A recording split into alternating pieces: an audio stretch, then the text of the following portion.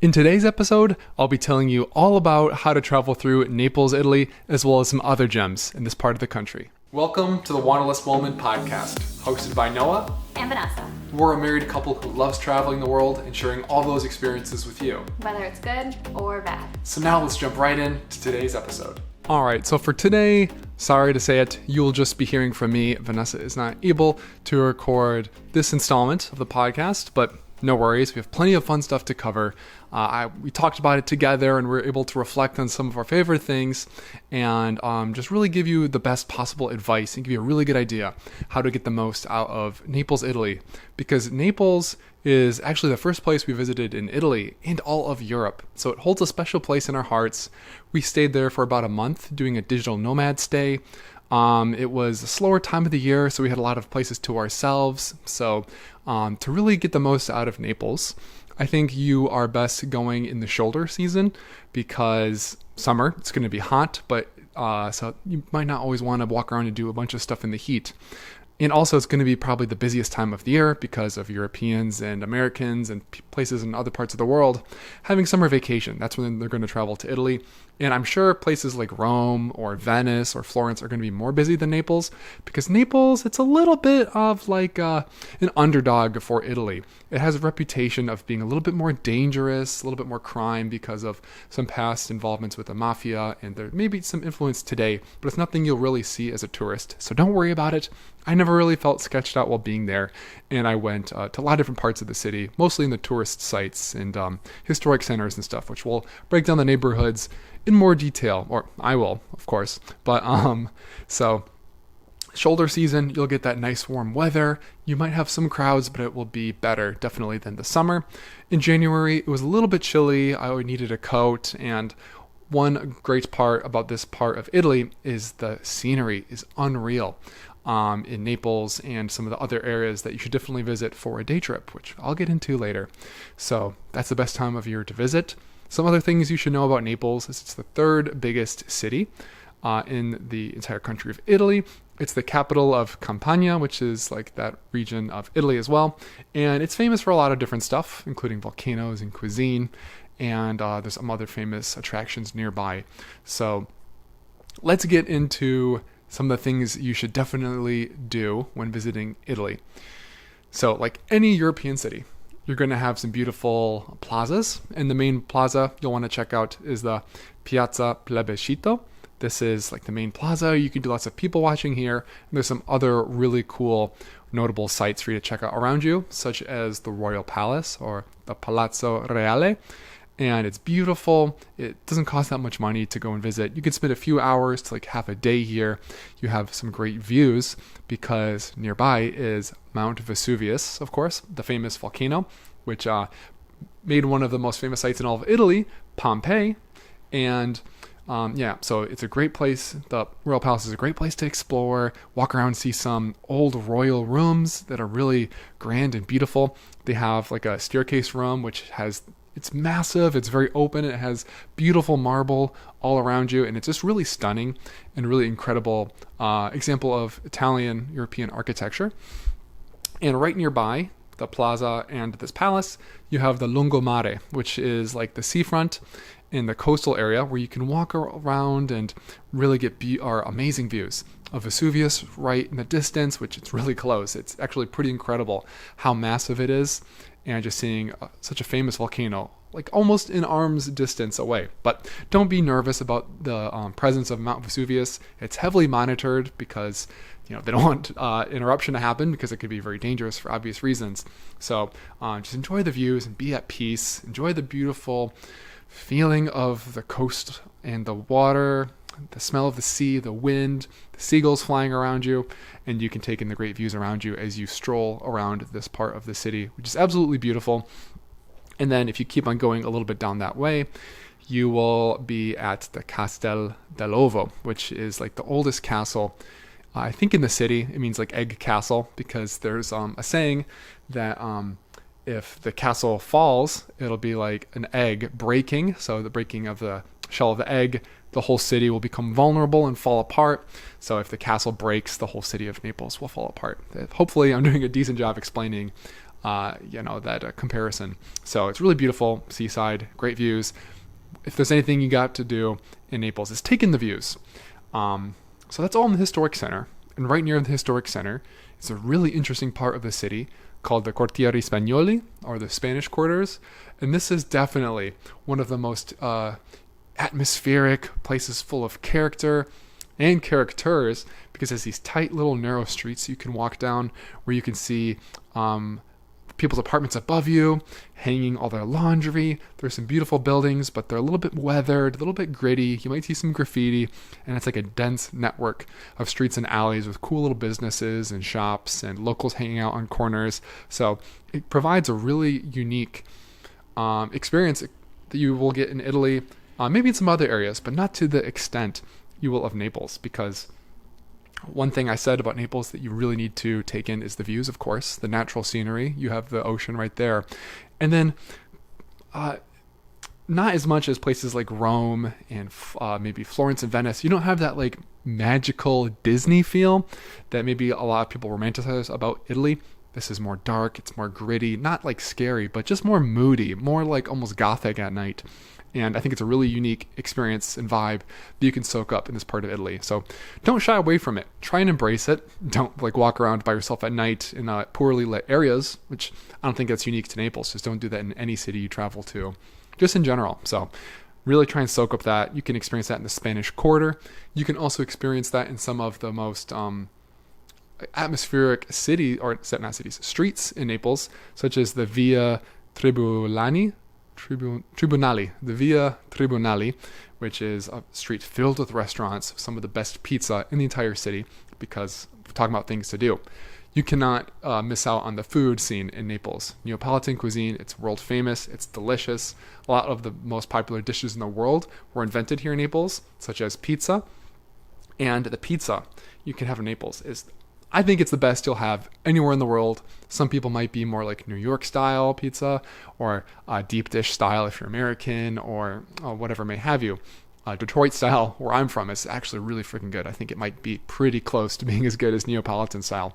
But it's just delicious. The quality of the ingredients from this region of Italy is like second to none, especially the tomatoes. Because the tomatoes here that grow from the volcanic soil of Mount Vesuvius, they're so sweet and juicy and just make for the most delicious tomato sauce. And then, of course, like if you're eat meat and cheese, you can include that on your pizza. I'm vegan, so I just had like pizza marinara, just marinara pizza, and it was divine. So unbelievably tasty, delicious, and cheap. Pizza here, even though it's the best in the world, is going to be some of the cheapest you'll ever have in the entire world. I had a massive pizzas, like all to myself, that are like twice the size of a dinner plate for €3, sometimes €5, something in that range, maybe €6 at the most. So a pizza like that back where I'm from would be like $20, especially for that kind of level of quality and craftsmanship. But that's just found across the entire city. And the place that I recommend you must go to is Gino e Toto Sorbillo, or Sorbillo. And it's going to be busy, so try and plan your meal around going maybe at like a less busy time or a less busy day. Wait a little bit. Don't wait forever. Try again another day if you have the time, or go to some other hole-in-the-wall places. The pizza here is unbelievable. They also put like fresh garlic in it, and it's so good. Well, on top of it, I should say. And then La Antica Pizzeria de Michele is probably the most famous in the entire city. It was in Eat, Pray, Love with, what's her name? The famous actress in the movie, Sarah Jessica. No, it's not Sarah Jessica Parker. Someone famous. Don't kill me for not remembering her name. But this place is going to be really busy. But try and go for maybe lunch or something to avoid the crowds. And yeah, that's just a really great way to experience Naples.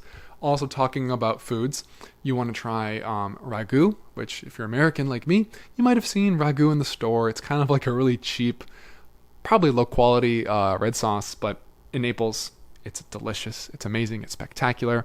I tried it at Tandem Ragu, which is amazing quality, so good, so good.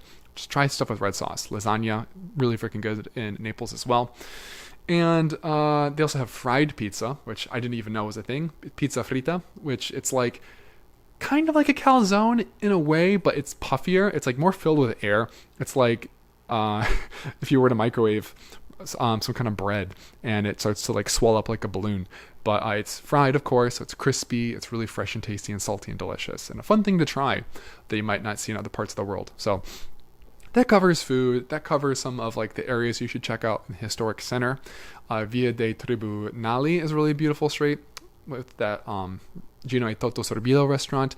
There's also Spacca Napoli, which is like a collection of streets. It literally means splitting Naples, that splits the city, and it's a really cool area to walk around and check out some shops, do some people watching, get some gelato, go into little stores, find these little figurines. There's a street called San Gregorio Armano, I believe, and it's like Christmas Street, and it intersects with Via Tribunali, and it's just really cool and interesting sight to see.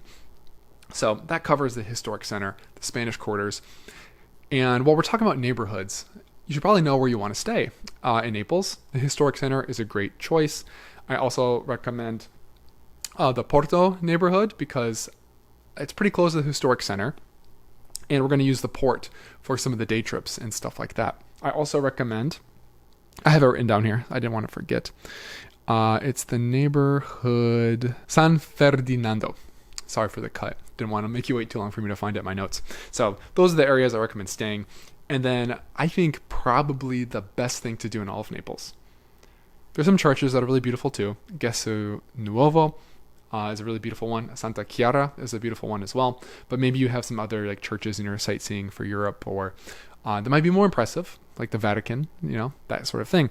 Is the thing you must do is get the best view in the entire city, which is going to be at another castle. There's like 3 major ones that I could think of. We talked about Castel dell'Ovo, Castle of the Egg, Castel Sant'Elmo. It's located in probably the highest point in the entire city, on top of this neighborhood called Vomero Hill. You can walk there from Naples, and it's a really nice walk through like some more quieter areas. It's all uphill, as you'd expect, so it's going to be tiring with lots of stairs, but take your time, turn back and enjoy the views throughout the journey. But what you can also do, if you don't want to walk up the path, is you can take a funicular from, there's a station that has like metro as well, but from actually Monte Santo station, you could take a funicular to the top.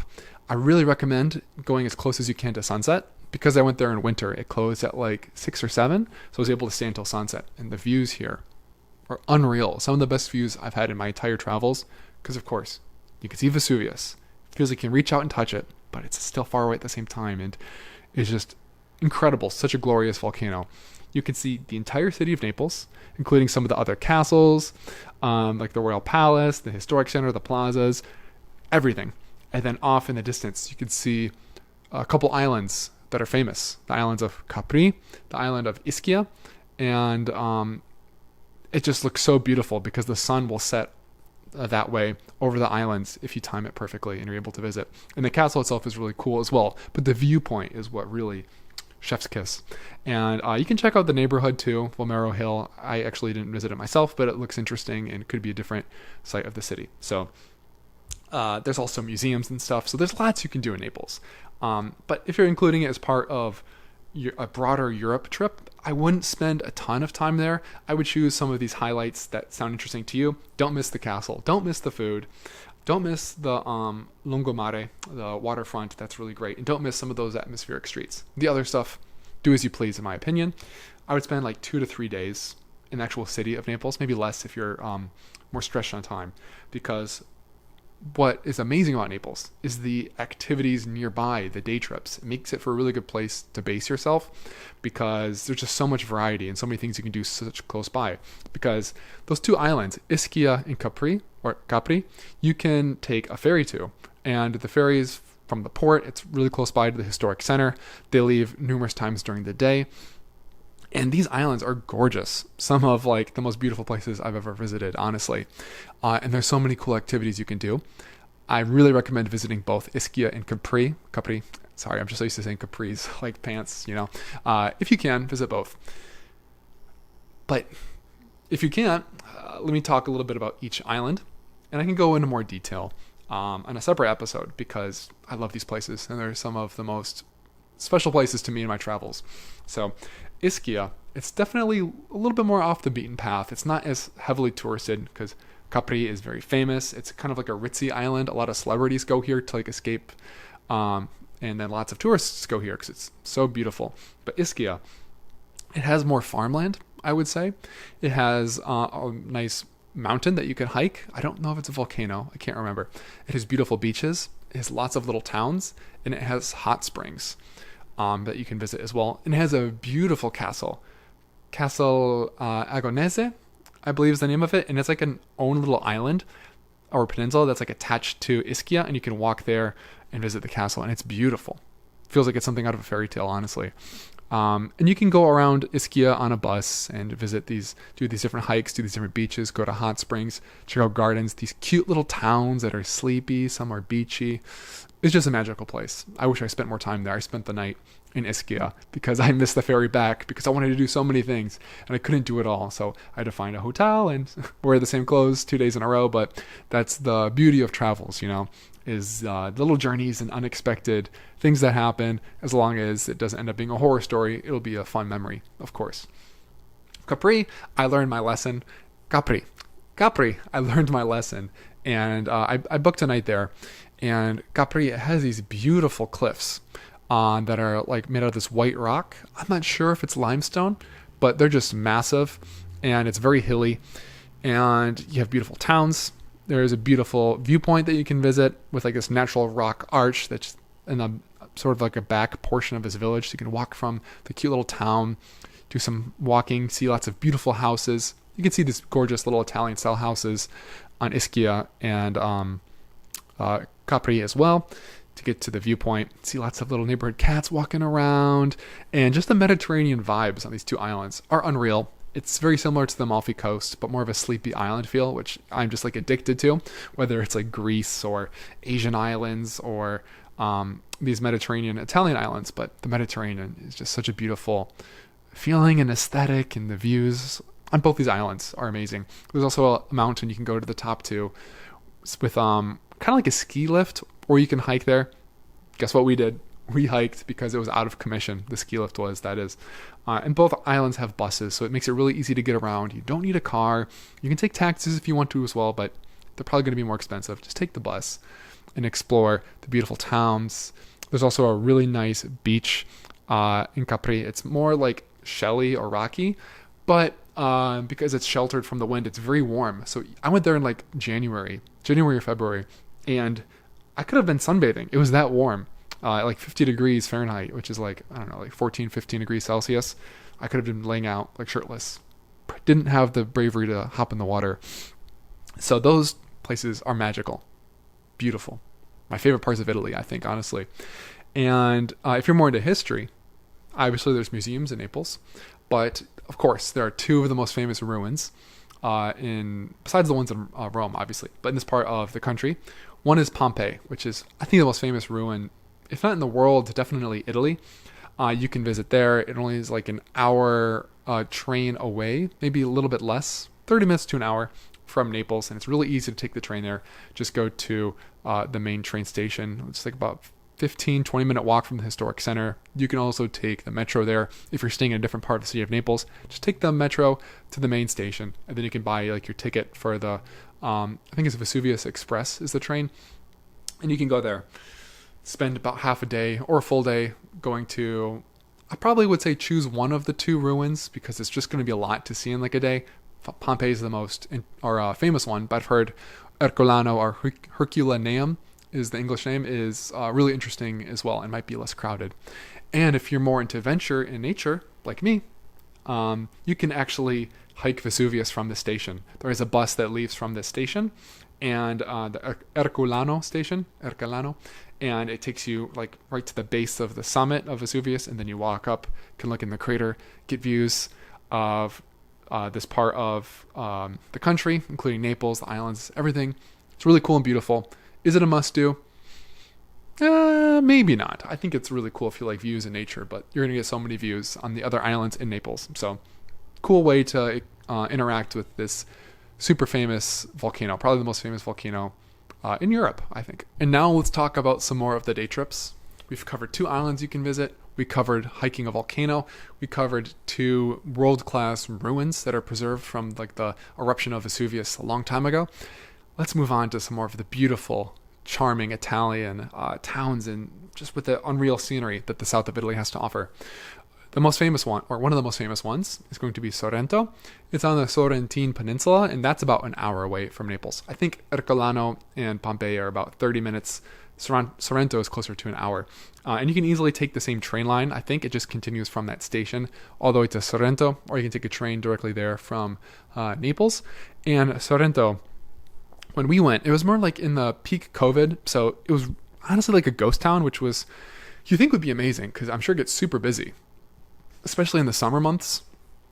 But it was kind of depressing. There wasn't a whole lot going on when we visited, but it's a beautiful city. It kind of reminds me of like the islands a little bit, with like that kind of Mediterranean island vibe, but more of a city, more of a functional built-up city than the little quiet towns. And beautiful plazas, good food, great views. There's beaches. There's this little area you can walk down like right by the harbor, which kind of gives like a fishing village kind of feeling. Beautiful, love it. I would spend like one night in Sorrento, or like half a day, maybe a little bit more if you want. I didn't see like a ton more things to do, but what you need to do is continue and visit the Amalfi Coast, which is one of the most touristed areas of Italy, because of the beauty, because of the lifestyle, the views, the towns. They're gorgeous, so gorgeous. And you can visit them from Sorrento, or just go straight there from Naples if you're on a limited time. But again, if you can't tell, I love the outdoors. I love like moving, experiencing nature, interacting with landscapes. And the best thing you can do in all of this part of Italy, in my opinion, is the Path of the Gods, which is a hiking trail that actually goes to kind of the famous town of Positano. But what you can do, what I recommend you do, is take a bus from Sorrento, and it might be a little bit of a pain in the butt. You have to connect from one town to the other.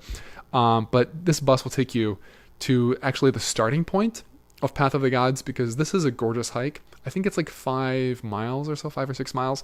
It's pretty flat, but it goes right above the town of Positano, which is the iconic Amalfi Coast town. It's super busy, super touristed, but you can get a view of this town where it looks like it's tumbling down like the hillside into the ocean, the beautiful mountains of the Amalfi Coast. But you get a view of it hiking towards it, where it feels like it's the end point of this epic adventure you're going on, where you get some, I cannot tell you how beautiful these views are of the blue sea, all of the mountains around the way around you. You can see little towns below you on the cliffside. You can see like old abandoned, like kind of like, I don't want to say farms or houses, but there's farmland too. So it's just really beautiful and romantic. Yeah, it's just one of the most gorgeous hikes you'll ever do in your whole life, undoubtedly. And it's not too bad.